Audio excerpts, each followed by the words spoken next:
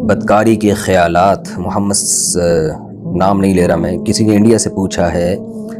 میرا سوال یہ ہے کہ 4 سال پہلے مجھ سے بہت بڑا گناہ ہو گیا تھا جس سے میں نے توبہ کر لی۔ اللہ نے مجھے ہدایت دی اور میں نے داڑھی بھی رکھ لی، قرآن بھی سیکھا اور 4 سال سے خود کو بدکاری سے بچا رہا ہوں۔ میرا رشتہ بھی کہیں طے ہو گیا لیکن رشتے والے بہت تاخیر کر رہے ہیں، مجھے پھر سے گناہ کے خیالات آ رہے ہیں۔ میں نے خود کو روکے رکھا ہوا ہے، خود کو سزا بھی دے رہا ہوں مگر وسوسے بڑھتے جا رہے ہیں، میری رہنمائی فرمائیں۔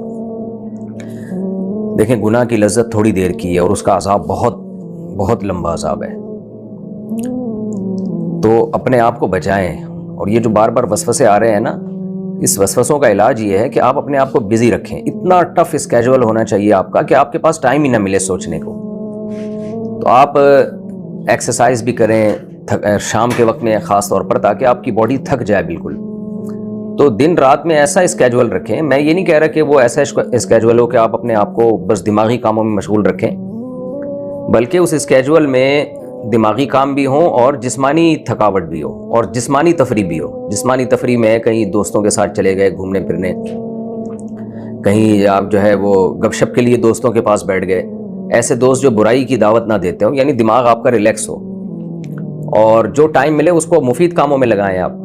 تبلیغی جماعت کا راستہ بہترین راستہ ہے، اس سے انسان اس راستے میں نکل کے گناہوں سے بچا رہتا ہے۔ اگر آپ کے پاس فارغ ٹائم ہے تو تبلیغ میں نکل جائیں 40 دن کے لیے، 4 مہینے کے لیے۔ تو جو بھی شخص اپنے آپ کو بزی نہیں رکھتا ہے نا، وہ پھر گناہوں کی طرف جانے کا بہت زیادہ خطرہ ہوتا ہے۔ اتنا ٹف اسکیجول بنا دیں اپنا کہ ٹائم ہی نہ ملے ان فضول چیزوں کے سوچنے کا۔ تو جب ایک دفعہ یہ ان چیزوں میں پڑ جائیں گے، یعنی مشغول کر دیں گے اپنے آپ کو، تو پھر یہ وسوسے بھی ختم ہو جائیں گے۔ اور پھر بھی آتے رہے نا وسوسے، تو خوب سمجھ لیں وسوسوں سے گناہ نہیں ملتا۔ گناہ جب ملے گا جب آپ کام کریں گے، خدا نخواستہ برائی کا ارتکاب کریں گے، تو وسوسوں سے پریشان نہ ہو، بس برائی نہ ہونے پائے۔ آپ نے دور کرنا ہے اپنے آپ کو گناہ سے۔ وسوسے آتے ہیں آتے رہیں، اس سے کوئی نقصان نہیں ہے، لیکن اپنے آپ کو بزی رکھیں آپ، تاکہ یہ وسوسے بھی نہ آئیں۔ نبی صلی اللہ علیہ وسلم نے فرمایا جب کسی کو گناہ کا وسوسہ آتا ہے نا اور وہ گناہ نہیں کرتا، تو اس کو گناہ نہ کرنے کا بھی ثواب ملتا ہے، کیونکہ اس نے اس نیت پہ اور جو اس کا ارادہ تھا اس پہ عمل نہیں کیا اس نے۔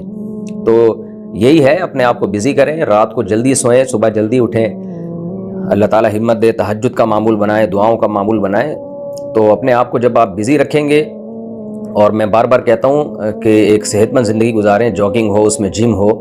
جو لڑکے جاگنگ کرتے ہیں، جم جاتے ہیں، ان کی باڈی اتنی تھک جاتی ہے، اتنی بھوک لگتی ہے کہ وہ ساری توجہ پھر ان کی صحت کی طرف جانے لگتی ہے اور ان کی انرجی بھی یوٹیلائز ہوتی رہتی ہے۔ تو اس لیے وہ ان اخلاقی برائیوں سے ان کے بچنے کا امکان زیادہ ہوتا ہے، بشرطے کہ وہ بچنے کی نیت بھی کریں۔ تو اللہ تعالیٰ آپ کو اس غلاظت سے بچائے، یہ تو بہت بڑا جرم ہے۔ اور جو لوگ اس میں مبتلا ہوتے ہیں نا شادی سے پہلے، پھر وہ شادی کے بعد بھی نہیں چھوڑتے، ان کے پھر گھریلو لائف بھی بہت برباد ہوتی ہے، بیوی کی محبت ان کے دل میں نہیں رہتی۔ جب روز بروز رنگ برنگی لڑکیوں کو دیکھنے کی عادت پڑ جاتی ہے انسان کو، تو اپنی بیوی کہاں اچھی لگتی ہے اس کو۔